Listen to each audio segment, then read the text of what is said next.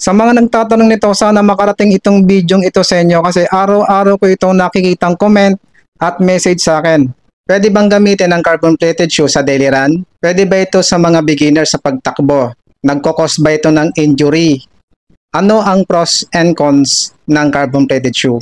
Disclaimer, yung lahat ng sasabihin ko dito ay purely my experience sa carbon plated running shoes. Carbon plated running shoes or super shoes ay ginawa para sa speed training at race event. Yung mga material na ito ay binawasan para mas gumaan, so kapag ito ay gagamitin mo sa daily run, hindi ito tatagal. Pero hindi ko sinasabi na hindi ito pwede sa daily run kasi kung nagtitraining ka ng half marathon o marathon sa loob ng 3 buwan at basta mo na lang ito gagamitin sa running event, maninibago ka. Di ba ang isang golden rule sa running, huwag kang gagamit ng hindi mo sinama o ginamit sa training mo. Sa experience ko nung tumakbo ako ng marathon at gamit ko yung carbon plated shoe, na hindi ko naman sinasama sa training ko, ang bilis mangalay ng lower body ko, especially yung calf ko. So ngayon, ang advice ko sa iyo, gamitin mo sa daily run sa speed training, yung carbon plated mo at minsan gamitin mo sa long run para masanay ka.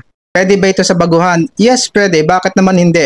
Pero may mga natatanggap akong mga message na gustong-gusto nilang gumamit ng carbon plated shoe pero hesitant silang gumamit o bumili. Dahil may mga nagsasabi na nag-i-increase daw ito ng injury. Depende sa gumagamit.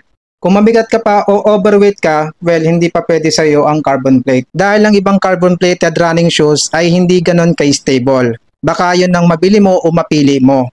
Yun ang isang magkukos ng injury sa iyo. Kung mabigat ka pa o overweight ka, ang kailangan mo ay yung mayroong magandang cushioning at maayos ang pagka-stable. Kung magaan ka na at gusto mong gumamit ng carbon plated shoe, try mo lang. Pakiramdaman mo. Try mo sa mabilis, try mo sa mabagal, try mo sa short distance, long distance. Alamin mo kung saan komportable at doon mo siya gamitin. Andyan ka pa ba? Baka pwede mo naman i-like yung video ko. Pa-subscribe na rin ako. Maraming salamat. Nagkukos ba ng injury? Well, lahat ng sapatos nagkukos ng injury. Carbon plated man or non-carbon plated running shoes. Dahil kapag mali yung sizing na napili mo o hindi fit sa iyo ng maayos yung sapatos, especially sa toe box, naku, makakaranas ka talaga ng injury dyan. Advice ko lang, wag lang puro sa malambot kayo nakafocus. Check nyo din kung stable ba yung gamit yung carbon plated shoe. Isa yan sa nagpapa-increase sa atin magkaroon ng injury sa pagtakbo dahil sa hindi stable ang sapatos. Ano ang pros and cons ng carbon plated running shoes? Pansin nyo kapag ginagamit natin sa speed run at race event ang carbon plated shoe, nakakataas ng energy. Nakakasabay ka ng maayos sa target pace mo at tiwalang-tiwala ka na masusustain mo yung bilis mo sa pagtakbo.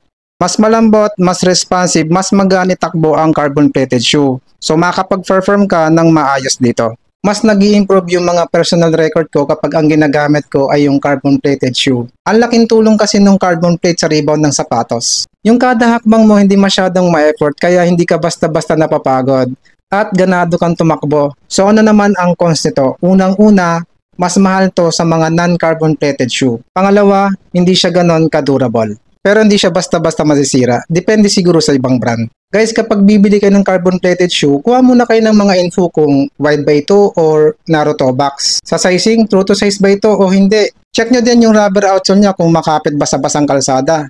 Para kung halimbawang abutan kayo ng ulan sa isang running event, hindi mo po problemahin. Isa pang napaka-importante kung pwede ba ito ibalik kung halimbawang hindi fit sa inyo. Huwag basta-basta bibili kung halimbawang hindi pwedeng ibalik. Pwede naman natin i-chat yung mga online shop. Ako guys ay mayroong pinaghahandaang running event so ang ginagamit ko sa training ko ay halos carbon plated. Makikita nyo naman sa mga post ko. Sa easy run lang ako gumagamit ng non-carbon plated shoe. So anong ibig sabihin ko dito? Huwag kayong matakot subukan. Dahan-dahan yung sanayin. So guys, maraming salamat sa panonood at kung ano man ang opinion mo o magiging comment mo dito, re-respetuhin ko. At kung nasaan ka man ngayon at kung ano man ang ginagawa mo, ingat and run safe.